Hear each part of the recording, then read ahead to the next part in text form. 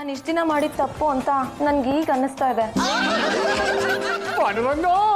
ಹೆಂಗೆ ರಾಜ ರಾಜ ರಾಜ ಮಲ್ಲರ ಮಲ್ಲ, ಇಡೀ ಪ್ರಪಂಚದಲ್ಲಿ ನಿನ್ನಷ್ಟು ಸ್ಟ್ರಾಂಗ್ ಆದ ವ್ಯಕ್ತಿನೇ ಇಲ್ಲ. ಒಪ್ಕೊಂಡೆ ಬೋತ್ರಾಜ ನನ್ನ ಹೆಂಡತಿನು ಹನಿಮೂನಿಗೆ ಕಳ್ಸಿಕೊಡು ವ್ಯವಸ್ಥೆ ಮಾಡೋ. ಕಾಟೇಜ್ ಮೇಲೆ ಐಸ್ ಬೀಳ್ತಿದ್ಯಂತೆ. ಹೌದಾ? ನಿಮಿಷ ಇರು. ಆಹಾ, ಅಲ್ಲಿ ಸ್ವಿಟ್ಜರ್ಲ್ಯಾಂಡ್ ಅಲ್ಲಿ ಕಾಟೇಜ್ ಮೇಲೆ ಐಸ್ ಬೀಳ್ತಾ ಇರಬಹುದು. ನೀನ್ ಅಲ್ಲಿಗೆ ಹನಿಮೂನ್ ಹೋಗೋ ಯೋಗಾನ ನಿನ್ ಹಣೆಯಲ್ಲಿ ಬರ್ದೇ ಇಲ್ವೇ? ಹಾಬಿ, ಮೈ ಡಿಯರ್ ಹಾಬಿ, ನಾನೇ ನನ್ನ ಕೈಯಾರ ನಿಮ್ಗೋಸ್ಕರ ಜ್ಯೂಸ್ ಮಾಡ್ಕೊಂಡು ಬಂದಿದ್ದೀನಿ, ತಗೊಳ್ಳಿ. ಜ್ಯೂಸ್ ತಂದ್ರೆ ಸಾಕ, ಕುಡ್ಸಲ್ವಾ?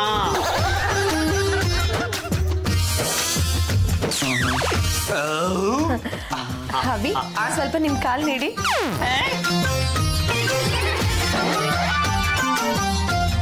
ಅದು ಏನೋ ಖುಷಿ ಪಡ್ತಾ ಇದೀಯಾ? ನೋಡೆ ಆ ಜೋಡಿನ, ಒಳ್ಳೆ ಶ್ರೀನಾಥ್ ಮಂಜುಳಾ ಜೋಡಿ ನೋಡ್ದಾಗ ಆಗ್ತಾ ಇಲ್ವೇನೆ? ನೀನೇ ಮಾತು ಹೇಳ್ತಾ ಇದೀಯಾ? ಅಣ್ಣನ್ ಕಡ್ರು ಹುಡ್ಕೊಂಡ್ ಬೀಳ್ತಾ ಇದ್ದೆ. ಯಾವ ಪಕ್ಷಗಳಿದ್ರೆ ನನಗೆ ಉಳುಗಾಲ ಅಂತ ಚೆನ್ನಾಗಿ ತಿಳ್ಕೊಂಡೆ, ಅದಕ್ಕೆ ಈಗ ಪಕ್ಷಾಂತರ ಮಾಡ್ಬಿಟ್ಟಿದೀನಿ. ಏನು ಹಾಗೆ ಕೆಕ್ಕರ್ಸ್ಕೊಂಡು ನೋಡ್ತಿದ್ಯಾ? ಅವ್ರಿಗೆ ದೃಷ್ಟಿ ಆಗ್ಬಿಡುತ್ತೆ. ನಡಿಯ ಇಲ್ಲಿಂದ. ಏನಿದು, ನನ್ನ ಜೀವನದಲ್ಲಿ ಎಲ್ಲ ಹೊಸ ಹೊಸ ಅನುಭವಗಳೇ ಆಗ್ತಿದೆಯಲ್ಲ. ಜಾಜವ್ರೆ, ಒತ್ತಿದ್ ಸಾಕು, ಒಂದೆರಡು ಸ್ಟೆಪ್ ಹಾಕೊಂಡ್. ಹಾಬಿ, ನೀವ್ ಕೇಳೋದು ಹೆಚ್ಚ, ನನ್ ಕುಣಿಯೋದು ಹೆಚ್ಚಾಕಮ್ಮ.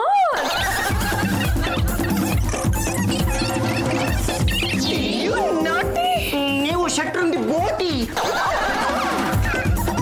ಪಾಂಡು ಅಣ್ಣ, ಈಗ ನಿನಗೂ ನಿನ್ ಹೆಂಡತಿಗೂ sing song sing daily ding dong ding. Raja, ನೀನು ದೇವರಲ್ಲ ದೆವ್ವ. ದೆವ್ವ ಆದ್ರೂ ದೇವ್ರಷ್ಟೇ ಸಹಾಯ ಮಾಡ್ತಿದ್ಯಾ. ನಾನು ಕಂಡು ಕನಸಲ್ಲ ನನಸು ಮಾಡ್ತಾ ಇದೀಯಾ. ಆದ್ರೂ ಕ್ಲೈಮ್ಯಾಕ್ಸ್ ಅಂತ ಒಂದ್ ಬಾಕಿ ಇಟ್ಟಿದೀಯ ನೋಡು.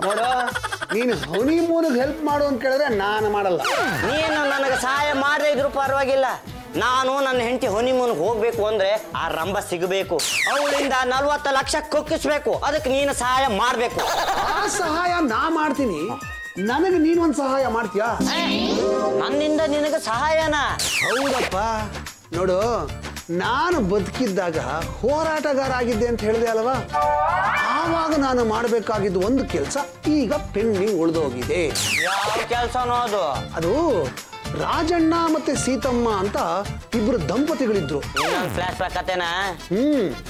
ರಾಜಣ್ಣ ಸೀತಮ್ಮ ಇಬ್ರು ತುಂಬಾ ಪ್ರಾಮಾಣಿಕರು. ಆದ್ರೆ ಈಗ ಆ ರಾಜಣ್ಣ ಇಲ್ಲ. ಆ ರಾಜಣ್ಣಿಗೆ ಏನಾಯ್ತು? ಅದೇ ಕತೆ ಹೇಳ್ತಾ ಇದೀನಿ ಕೇಳ. ಈ ರಾಜಣ್ಣನಿಗೆ ಕೃಷ್ಣಾನಂದ ಅನ್ನೋನು ಮೋಸ ಮಾಡಿ ಸರ್ಕಾರದ ಜಾಗನ ಮಾರ್ಬಿಟ್ಟ. ಸರ್ಕಾರ ಆ ಜಾಗನ ವಶಪಡಿಸ್ಕೊಂಡ್ಬಿಡ್ತು. ತನಗೆ ಮೋಸ ಆಯ್ತು ಅಂತ ರಾಜಣ್ಣ ಕೃಷ್ಣಾನಂದನ ಮೇಲೆ, ಸರ್ಕಾರದ ಮೇಲೆ ಕೋರ್ಟಲ್ಲಿ ಕೇಸ್ ಹಾಕ್ತ. ಕೋರ್ಟಲ್ಲಿ ಕೇಸ್ ಹಾಕಿದ್ದಕ್ಕೆ ಕೃಷ್ಣಾನಂದನ್ ಸಿಟ್ಟು ಬಂತು, ರಾಜಣ್ಣನ ಕೊಲೆ ಮಾಡ್ಬಿಟ್ಟ. ಆದ್ರೆ ಅವನ ಹೆಂಡತಿ ಸೀತಮ್ಮ ಕೇಸ್ನ ಮುಂದುವರಿಸಿದ್ರು. ಕೋರ್ಟು ಕೃಷ್ಣಾನಂದನ್ನ ಜೈಲಿಗೆ ಕಳಿಸ್ತು.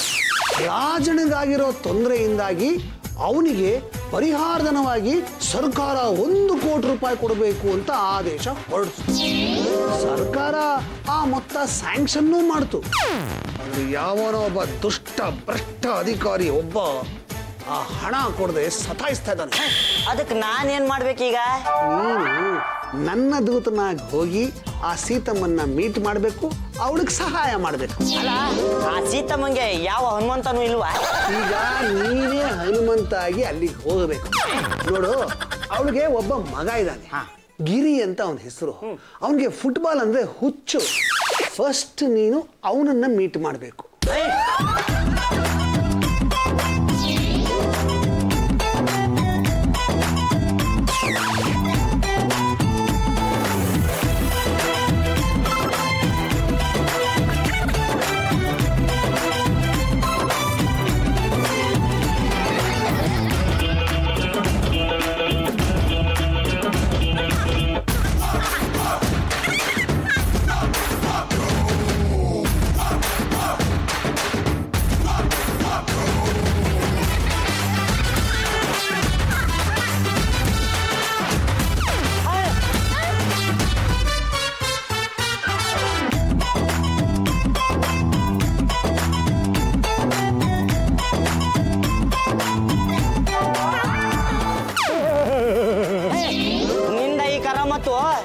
ಹೌದು, ಚೆಂಡು ಅಷ್ಟು ಎತ್ತರಕ್ಕೆ ಹೋದಾಗಲೇ ನಿಂಗೆ ಅರ್ಥ ಆಗ್ಲಿಲ್ವಾ?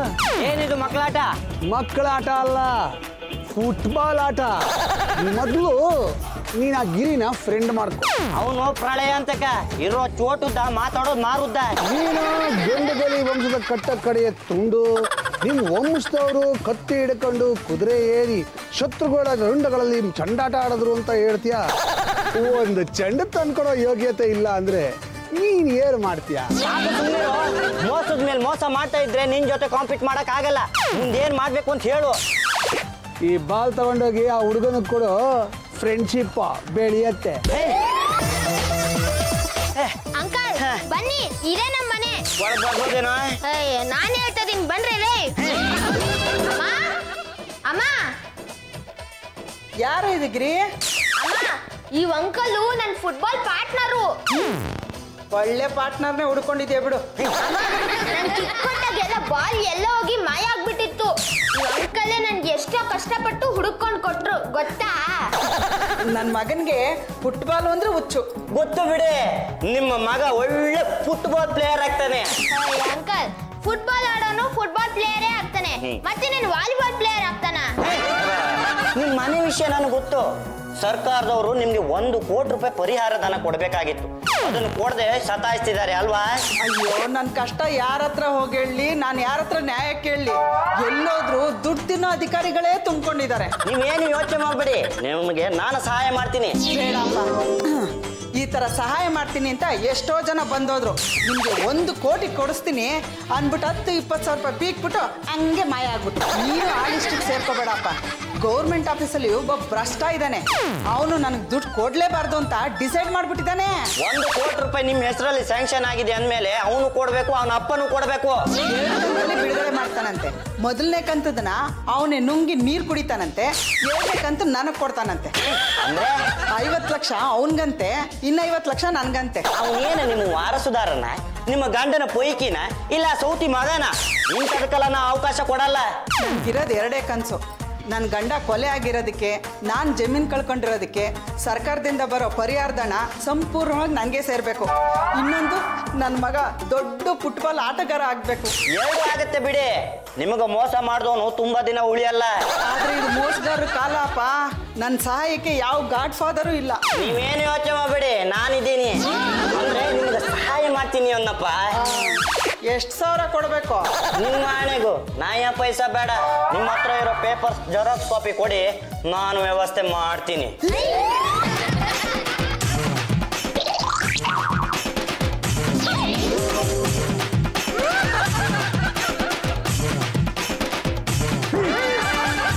ಗಿರೀಶ, ಇದೇನು ಸರ್ಕಾರಿ ಆಫೀಸು ಇಲ್ಲ ರೌಡಿಗಳ ಅಡ್ಡಾನು? ಈ ಮೂಟೆ ಅಂಕಲೇ ನಮಗೆ ಕಾಟ ಕೊಡ್ತಾ ಇರೋದು. ಬರೀ ಸಂಬಳ ತಿಂತಿದ್ರೆ ಇಷ್ಟು ದಪ್ಪ ಆಗಲ್ಲ, ಗಿಂಬಳ ನುಂಗ್ತಾನೆ ಇರಬೇಕು. ಅದಕ್ಕೆ ಹೀಗಾಗಿರೋದು ಈ ಮನುಷ್ಯ. ಸರ್ ನಮಸ್ಕಾರ. ಓ, ಏನೋ ಗಿರೀಶ, ದಿನಕ್ಕೊಬ್ಬೊಬ್ರು ಕರ್ಕೊಂಡ್ಬರ್ತಿರ್ತೀಯ, ಇನ್ನೇನು ಮಾಡಕ್ ಬೇರೆ ಕೆಲಸ ಅಲ್ವಾ? ಸರ್, ಈ ಗಿರಿ ನನಗೆ ತುಂಬಾ ಬೇಕಾದವನು ಸರ್. ಇವ್ರ ತಂದೆಗೆ 1 ಕೋಟಿ ರೂಪಾಯಿ ಕಾಂಪನ್ಸೇಷನ್ ಬಂದಿದೆ. ದಯವಿಟ್ಟು ಅದನ್ನ ಬೇಗ ಬಿಡುಗಡೆ ಮಾಡಿ ಸರ್. ಸುಮ್ಮನೆ ವರ್ಕಿಂಗ್ ಅವರ್ಸ್ ಅಲ್ಲಿ ಬಂದು ನಮ್ಮ ತಲೆ ತಿನ್ಬಿಡಿ, ಆಚೆ ಹೋಗಿ. ವರ್ಕಿಂಗ್ ಅವರ್ಸ್ ಅಲ್ಲಿ ತಾನೇ ಬರಬೇಕು. ಸರ್ಕಾರದಿಂದ ಮಂಜೂರಾಗಿರೋ ದುಡ್ಡನ್ನ ಯಾಕ್ರಿ ಇಟ್ಕೊಂಡು ಕೂತ್ಕೊಂಡಿದ್ದೀರಾ?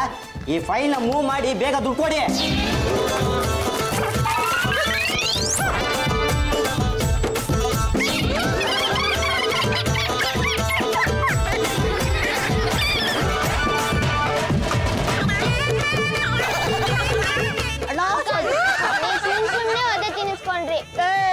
ಇದೇನು ಗೌರ್ಮೆಂಟ್ ಆಫೀಸರು ಹಂಗ್ ಮಾಡ್ಬಿಟ್ರಲ್ಲ? ನೀವಿರೋ ಪರ್ಸನಾಲಿಟಿಗೆ ಅಲ್ಲೋಗಿ ದಬಾಯಿಸಿದೆ ತಪ್ಪು.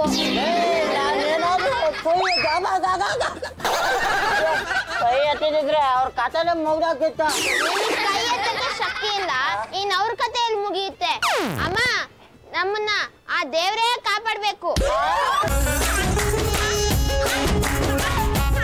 ಕಣ್ಣಿ ಕಾಣದೇ ಇರೋ ದೇವ್ರನ್ನಾದ್ರೂ ನಂಬೋದು, ಆದ್ರೆ ಈ ಕಣ್ಣಿ ಕಾಣೋ ದೆವ್ವನ ನಂಬಕ್ ಸಾಧ್ಯನೇ ಇಲ್ಲ. ಈ ಭೂತರಾಜನ ಮಾತನ್ನು ಕೇಳ್ಕೊಂಡು ಹೋಗಿದ್ದಕ್ಕೆ ಆ ಮ್ಯಾನೇಜರ್ ಶಿಷ್ಯಂದ್ರು ಹೀಗ ಮುಗ್ಗ ತೊಳಿಸ್ಬಿಟ್ರು. ಈ ಭೂತರಾಜ ಮಾಡೋ ಕೆಲಸ ಒಂದ ಎರಡ ಎಲ್ಲಿದ್ಯೋ ಭೂತರಾಜ ಆಯ್ತಾ ಆಯ್ತು ಮಂಗಳಾರತಿ ಏನು ತಿಳ್ಕೊನೇ ಇಟ್ಟಿಲ್ಲ ಸಾಕು ಸುಮ್ಮನಿರೋ ಆ ಸರ್ಕಾರಿ ಅಧಿಕಾರಿ ಏನು ಮಾಡ್ದ ಗೊತ್ತಾ ಜೆರಾಕ್ಸ್ ಕಾಪಿನ ಹೊರದು ಮುಖದ ಮೇಲೆ ಎಸ್ದ ಅವನು ಶಿಷ್ಯಂದ್ರನ್ನ ಬಿಟ್ಟು ಹೊಡೆಸ್ದ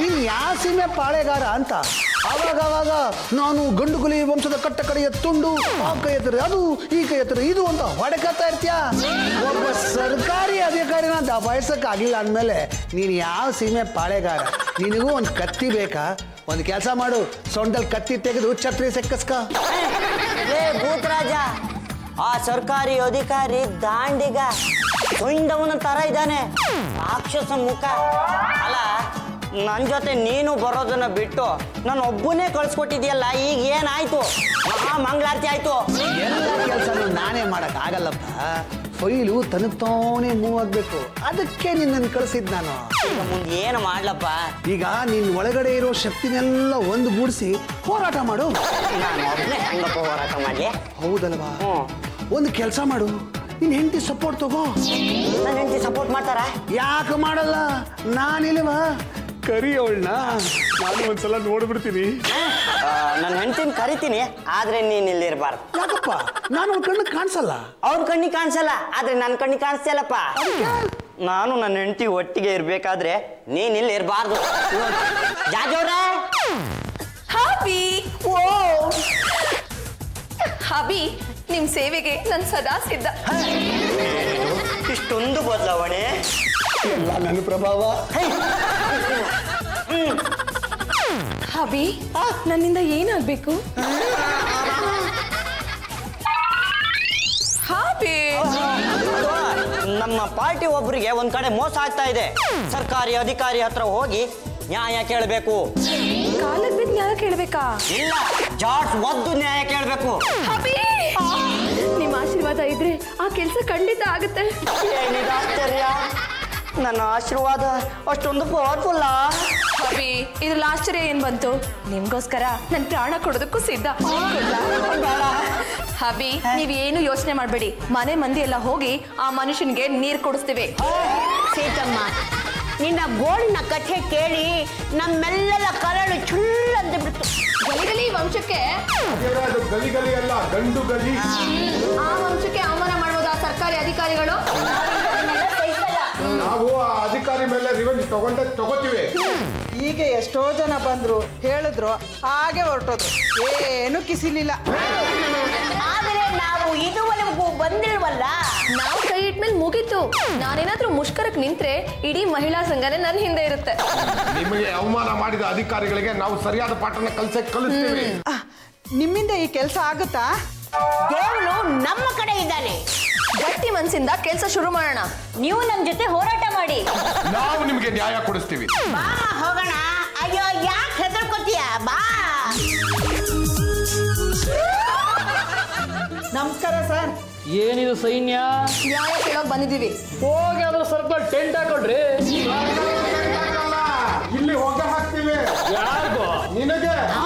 ಹೋರಾಟ ಹೋರಾಟ, ನ್ಯಾಯಕ್ಕಾಗಿ ಹೋರಾಟ, ಎಲ್ಲಿಯವರೆಗೂ ಹೋರಾಟ, ಸಾಯೋವರೆಗೂ ಹೋರಾಟ.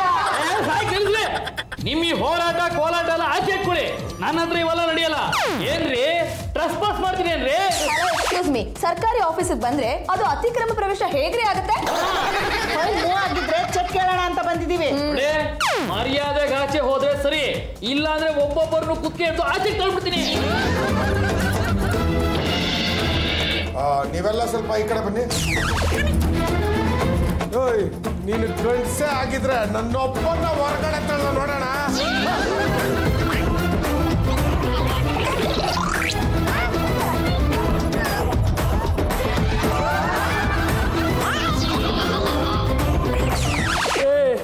ಬಂದ್ರು, ಇವನ್ನ ಆಚೆ ಇಟ್ಕೊಂಡು ಬಂದ್ರು.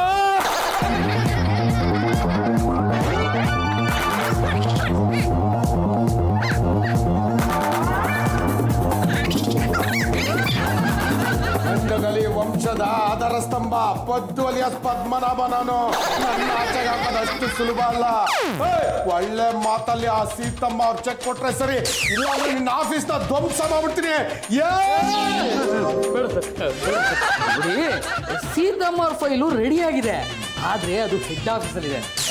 ಇನ್ನೊಂದು 15-20 ದಿವಸ ಆಗತ್ತೆ. ಬರ್ತಿದ ಹಾಗೆ ಒಂದೇ ದಿನ ರೆಡಿ ಮಾಡ್ಕೊಡ್ತೀನಿ ಸರ್. ಸುಳ್ಳು ಹೇಳ್ಬೇಡ, ಫೈಲ್ ಆಗ್ಲೇ ಬಂದಿರ್ಬೇಕಲ್ಲ. ಏನ್ರಪ್ಪ ಸೀತಮ್ಮ ಅವ್ರ ಫೈಲ್ ಬಂದಿದ್ಯಾ? ಇಲ್ವಲ್ಲ ಸರ್. ಕೇಳಿಸ್ಕೊಂಡ್ರ? ಇನ್ನು ಬಂದಿಲ್ವಂತೆ.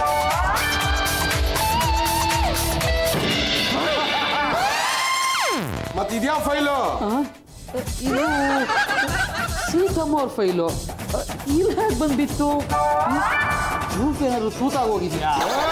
ತೂತಾಗಿರೋದು ರೂಫ್ ಅಲ್ಲ, ನಿನ್ನ ತಲೆ. ಸಿಕ್ತಲ್ಲ ಫೈಲ್ನ ಮೂವ್ ಮಾಡಿ ಚೆಕ್ನ ರಿಲೀಸ್ ಮಾಡ್ರಿ. ಆಯ್ತು, ನಾನು ಫೈಲ್ ಮೂವ್ ಮಾಡ್ತೀನಿ. ಅದು ಸೆಕ್ರೆಟರಿ ತರ ಹೋಗಿ ಚೆಕ್ ರೆಡಿಯಾಗಿ ಬರೋಕ್ಕೆ ಇನ್ನೊಂದು 15 ದಿವಸ ಆಗುತ್ತೆ. ನೀವೇನು ಯೋಚನೆ ಮಾಡಬೇಡಿ, ನಿಮಗೆ ಚೆಕ್ ಖಂಡಿತ ಸಿಗುತ್ತೆ. ಈಗ ಸದ್ಯಕ್ಕೆ ತಾವುಗಳು ಹೊರಟು ಬನ್ನಿ. ನಮಸ್ಕಾರ. ನಮಸ್ಕಾರ. ಬೆಪ್ಪ ಬೆಪ್ಪ ಬೆಪ್ಪ. ಆ ಸರ್ಕಾರಿ ಅಧಿಕಾರಿ ಏನೋ ಹೇಳ್ದ, ಇವರು ಅವನು ಹೇಳಿದ ಮಾತನ್ನ ನಂಬಿದ್ರು, ವಾಪಸ್ ಬಂದ್ರು. ನೀನೇನೋ ಫೈಲ್ ಕೊಡಿಸಿದೆ ಸರಿ, ಆದ್ರೆ ಅವನು ಅದನ್ನ ಪುಟಪ್ ಮಾಡಿ ಆರ್ಡರ್ ಕೊಟ್ಟು ಚೆಕ್ ರೆಡಿ ಮಾಡೋದಕ್ಕೆ ಇನ್ನ 15 ದಿವಸ ಆಗತ್ತಂತ ಹೇಳಿದ್ನಂತಲ್ಲ. ಪಾಂಡುರಂಗ, ನಿನಗೆ ಹೊರಗಿನ ಜಗತ್ತಿನ ಜ್ಞಾನನೇ ಇಲ್ಲ. ಇದು ಸರ್ಕಾರಿ ಕೆಲಸ. ಸರ್ಕಾರ ಮನಸ್ಸು ಮಾಡಿದ್ರೆ ನಾಳೆ ಮಾಡಬೇಕಾಗಿರೋ ಕೆಲಸ ನಾನು ನೆನ್ನೆನೇ ಮಾಡ್ಬೋದು, ಆದರೆ ಮಾಡಲ್ಲ. ಯಾಕೆ ಹೇಳು? ನಿನ್ನಂತ ದಡ್ರು, ಮೂರ್ಖರು, ಬೆಪ್ಪರು, ಲಂಚ ಕೊಡೋರು ಜಾಸ್ತಿ ಆಗ್ಬಿಟ್ಟಿದ್ದಾರೆ. ಹೇಳಬೇಕು ಅಂದ್ರೆ ಆ ಅಧಿಕಾರಿಗಳು ಹಾಳಾಗೋದಕ್ಕೆ ನಿಮ್ಮಂಥವರೇ ಕಾರಣ. ಸಾಕಪ್ಪ ಸಾಕು, ನನ್ ಯಾಕೆ ಹೋಗಿತ್ತಿದ್ಯಾ ನೀನು? ನಾನೇನು ತಪ್ಪು ಮಾಡಿಲ್ಲ. ಬಲಾನುವಾದ ಬೇಡ. ಆಗೋ ಕೆಲಸ ಇವಾಗಲೇ ಆಗ್ಬೇಕು, ಈ ಕ್ಷಣನೇ ಆಗ್ಬೇಕು. ನಡಿ ಹೋಗೋಣ. ಏನ್ ಮಾಡೋದು? ಅಲ್ಲಿ ಹೋದ್ಮೇಲೆ ಹೇಳ್ತೀನಿ. ಸದ್ಯಕ್ಕೆ ಈಗ ನಿನ್ನ ಒಪ್ಪಿಕೊಳ್ತೀನಿ.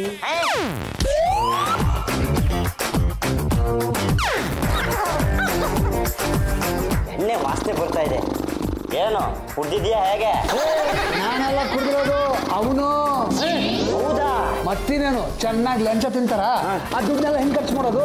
ಅದಕ್ಕೆ ಪ್ರತಿ ರಾತ್ರಿ ಕುಡ್ದು ತಿಂದು ಹಿಂಗ್ ಮಲ್ಕೋತಾರೆ. ಮಾತಾಡು.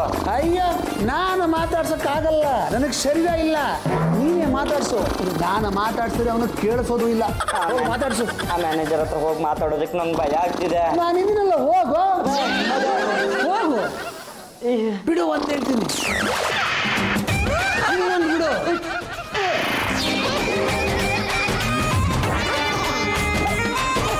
ಡೋರ್ ಹಾಕಿದ್ದೀನಿ, ಬೋಲ್ಟ್ ಹಾಕಿದ್ದೀನಿ, ಡೋರ್ ಲಾಕು ಹಾಕಿದ್ದೀನಿ.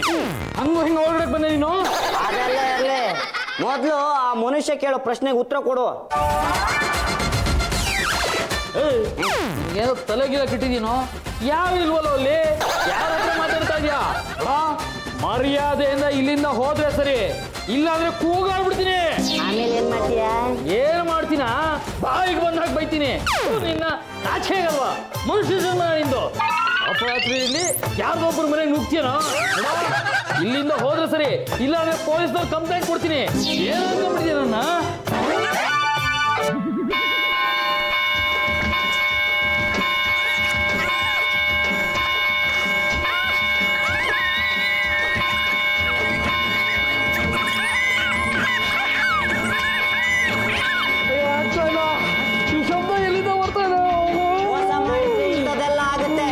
ಸೀತಮ್ಮ ಚೆಕ್ ಯಾವಾಗ ಕೊಡ್ತೀವಿ ಅಂತ ಹೇಳು, ಇಲ್ಲ ಅಂದ್ರೆ ಇದೇ ಬೆಡ್ಶೀಟ್ ಅಲ್ಲಿ ನಿನ್ನ ಮೂಟೆ ಕಟ್ಟಿ ಇಡೀ ಮನೆ ಬೆಂಕಿ ಹಚ್ಚಿಬಿಡ್ತೀನಿ. ಸೀತಮ್ಮ ಚೆಕ್ ರೆಡಿ ಆಗಿದೆ, ನಾಳೆ ಬೆಳಗ್ಗೆ ಕೊಟ್ಬಿಡ್ತೀನಿ. ತಗೋ ಸೀತಮ್ಮ, ಚೆಕ್ ಬಂದಿದೆ. ಏನ್ ಸರ್ 50 ಲಕ್ಷ ಇದೆ, ಇನ್ ಮಿಕ್ಕಿರೋ 50 ಲಕ್ಷ ಎಲ್ಲಿ? ಪೂರ್ತಿ ಹಣ ಸಂದಾಯ ಆಗಿದೆ ಅಂದ್ಬಿಟ್ಟು ಇಲ್ಲಿ ಸೈನ್ ಮಾಡು. ಇನ್ನು ದುಡ್ಡು ಬರೋದಿದೆ, ಪೂರ್ತಿ ದುಡ್ಡು ಬರೋವರೆಗೂ ನೀನ್ ಸೈನ್ ಮಾಡ್ಬೇಡ. ಸೈನ್ ಮಾಡ್ಲಿ ಅಂದ್ರೆ ಚೆಕ್ ಪಡೆದ ಕೊಡ ಮಾಡ್ಲಿ. ಕೊಡಿ ಕೊಡಿ, ಸೈನ್ ಮಾಡ್ತೀನಿ, ಕೊಡಿ. ಸೈನ್ ಮಾಡು. ತಗೋ.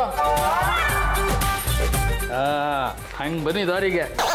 ತೋಳಿ ಚೆಕ್ಕು, ಮಜಾ ಮಾಡಿ. ಏನಯ್ಯ, ಕೊಟ್ಟಿರೋದು 50 ಲಕ್ಷ ರೂಪಾಯಿ ಚೆಕ್ಕು 1 ಕೋಟಿ ಬಂತು ಅಂತ ಸೈನ್ ಮಾಡಿಸ್ಕೊಂಡಿದ್ಯಲ್ಲ, ಇನ್ನೊಂದು ಚೆಕ್ ಎಲ್ಲಿ? ನೋಡಿಮ್ಮ, ನಮಗೂ ಖರ್ಚು ವೆಚ್ಚಗಳಾಗತ್ತೆ. ಮೇಲಿಂದ ಕೆಳಗಿನವ್ರಿಗೂ ಎಲ್ಲಾರ್ಗೂ ತಿನ್ಸನೆ ಈ ಚೆಕ್ ರೆಡಿ ಮಾಡಿರೋದು.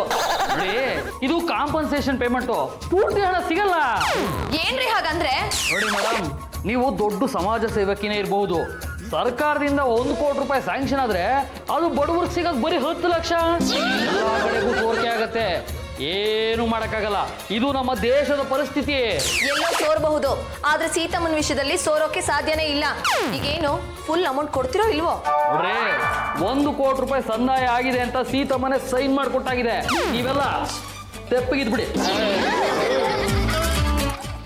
ಕೊನೆಗೂ ನಂಗೆ ನ್ಯಾಯ ಸಿಗ್ಲಿಲ್ಲ. ಅಯ್ಯಯ್ಯೋ.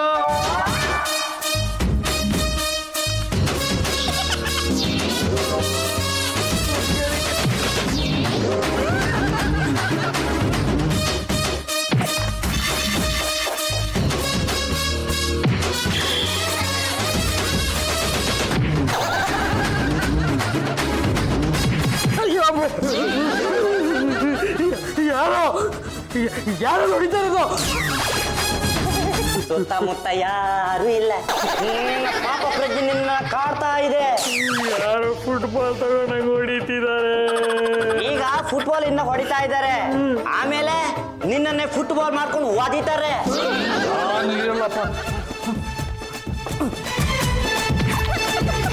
ಇನ್ನು ಒಂದು ಏಟು ಬಿತ್ತು ಅಂದ್ರೆ ನಿನ್ನ ತಲೆ ತೆಂಗಿನಕಾಯಿ ತರ ಕೋಳಾಗ್ಬಿಡತ್ತೆ.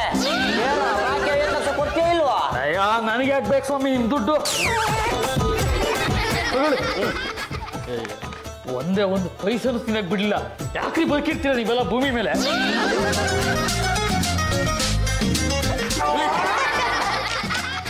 ಸೀತಮ್ಮನವ್ರೆ, 1 ನಿಮಿಷ ಬನ್ನಿ ಇಲ್ಲಿ. ತಗೊಳ್ಳಿ 50 ಲಕ್ಷದ ಇನ್ನೊಂದು ಚೆಕ್ಕು. ಪಾಂಡುರಂಗ ಅವ್ರೆ, ಎಲ್ಲಾರನು ಅನುಮಾನ ಪಡತ್ತಾರ, ನಿಮ್ಮನ್ನು ಅನುಮಾನ ಪಟ್ಬಿಟ್ಟೆ. ದಯವಿಟ್ಟು ಕ್ಷಮಿಸಿ. ಇವತ್ತು 1 ಕೋಟಿ ನನ್ನ ಕೈಲಿದೆ ಅಂದ್ರೆ ಅದಕ್ಕೆ ನೀವು ಕಾರಣ. ನಿಮ್ಗೆ ಕೋಟಿ ಕೋಟಿ ನಮಸ್ಕಾರಗಳು. ನೀವು ನಮಸ್ಕಾರ ಮಾಡ್ಬೇಕಾಗಿರೋದು ನನಗಲ್ಲ, ಆ ಭೂತರಾಜಂಗೆ. ಎಲ್ಲಿ? ಅಲ್ಲಿದಾನಲ್ಲ. ಎಲ್ಲಿ?